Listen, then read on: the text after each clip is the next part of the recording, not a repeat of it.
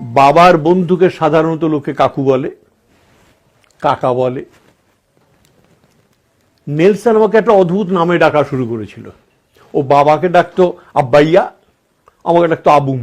ওকে ডাকা শুরু করেছিলাম বন্ধু বলে। নেলসন আমার জীবনে এক অনাস্বাদিত অভিজ্ঞতা। তারপর যখন ও হাতে খড়ি হলো, ও একটু একটু করে কথা বলতে শিখলো, তখন ও আমাকে ওর বাবার হাত দিয়ে চিঠি লিখে লিখে পাঠাতো। সে চিঠিগুলো যখন প্রথম পেতে আরম্ভ করলাম, আমার মনে হলো যারে এরকম ভাবে তো আমাকে কেউ কখনো চিঠি লেখেনি।